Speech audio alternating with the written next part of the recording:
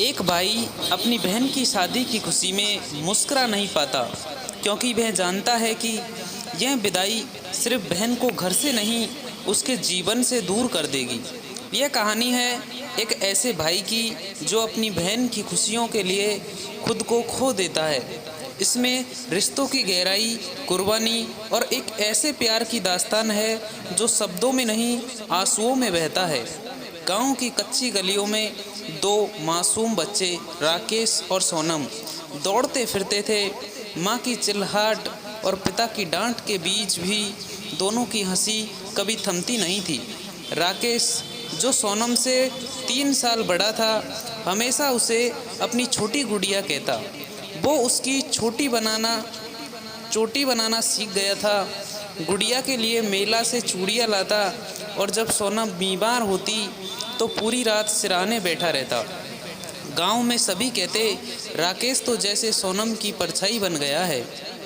गरीब किसान का बेटा राकेश और उसकी बहन सोनम पढ़ाई में अच्छे थे, लेकिन गरीबी की मार सबसे पहले सपनों पर ही पड़ती है।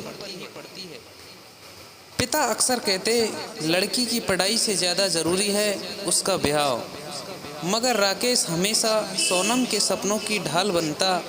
जब भी पिता पढ़ाई रोकने की बात करते, वो कहता, बाबूजी, मेरी पढ़ाई छुड़वा दो पर सोनम को स्कूल जाने दो।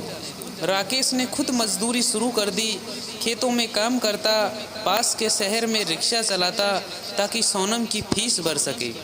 उसकी एक ही जिद थी, मेरी बहन टीचर बनेगी और गांव की लड़कियों को पढ़ाएगी। साल दर साल बीतते गए। सोनम ने 12वीं में अच्छे अंकों से पास की। तभी एक रिश्तेदार एक अच्छा रिश्ता लेकर आया। एक बड़ा घर, पढ़ा लिखा लड़का, लेकिन दहेज की मांग साफ थी। पिता की आंखों में चिंता, माँ की आंखों में डर और राकेश के मन में तूफान था। उसने पिता से कहा, इस बार भी तुम हाँ कह दोगे तो मैं सब कुछ बेच दूंगा, लेकिन मेरी बहन की कीमत नहीं लगने दूंगा। राकेश ने खेत बेच दिए, गहने गिरवी रख दिए और सोनम की शादी बिना दहेज के तय करवाई। शादी का दिन आया। गांव का हर शख्स राकेश की मेहनत का गवाह बना। मंडप सजा, मंत्रोच्चार हुए और फेरों के बाद जब विदाई का समय आया, सबकी आंखों में आंसू थे, मगर राकेश की आंखों में तूफान था। सोनम रोती हुई जब भाई से लिपटी तो फबकते हुए बोली, भैया, तुमने सब कुछ दे दिया, अब तुम्हारे बिना कैसे जीऊंगी। राकेश भी पहली बार खुद को रोक नहीं पाया। तू नहीं जानती बहन, आज सिर्फ तू नहीं जा रही, मेरा सब कुछ जा रहा है। वो विदाई सिर्फ एक बहन की नहीं थी, वो एक भाई के जीवन से उसकी आत्मा के टुकड़े को ले जा रही थी। सोनम की डोली तो चली गई, लेकिन राकेश वहीं दरवाजे पर बैठा रहा घंटों।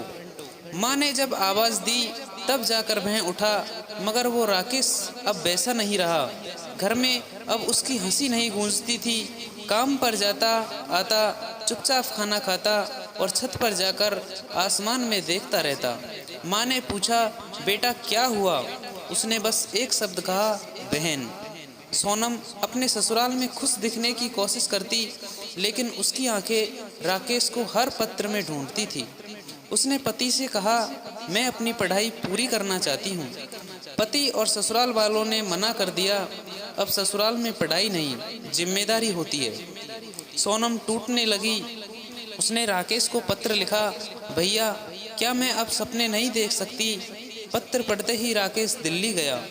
जीजा से मुलाकात की और बहुत आदर से कहा, सोनम के लिए पढ़ाई जरूरी है, जैसे सांस लेना, कृपया उसे मौका दीजिए।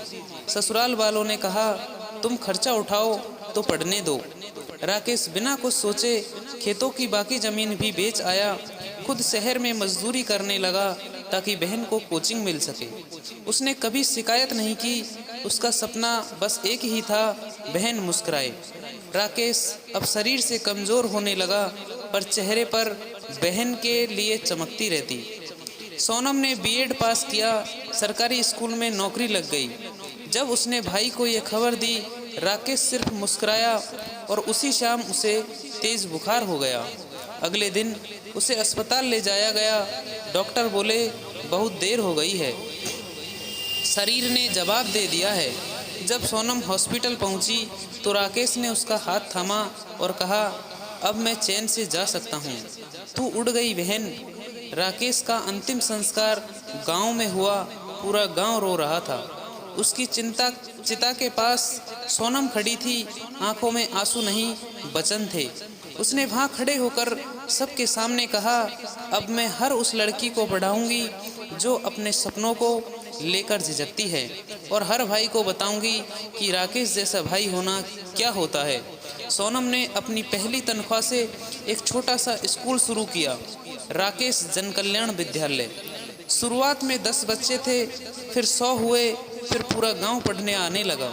हर साल 5 जुलाई राकेश का जन्मदिन भाई बहन प्रेरणा दिवस के रूप में मनाया जाता है। उस दिन सोनम बच्चों को एक ही बात कहती है, रिश्ते खून से नहीं, कुर्बानी से बनते हैं। राकेश चला गया, मगर अपनी बहन के सपनों में, उसके स्कूल के हर बच्चे में और हर राखी में अमर हो गया। विदाई सिर्फ परंपरा नहीं, एक परीक्षा होती है। कभी बहन की होती है, कभी भाई की, और कभी पूरी आत्मा की। Thank you for watching this video. दोस्तों, आपको यह कहानी अच्छी लगी हो तो प्लीज़ एक लाइक, और फेसबुक पे देख रहे हो तो फॉलो करना ना भूलें, और यूट्यूब पे देख रहे हो तो सब्सक्राइब ज़रूर करें। मिलते हैं किसी नेक्स्ट वीडियो में, तब तक के लिए बाय बाय, राम राम।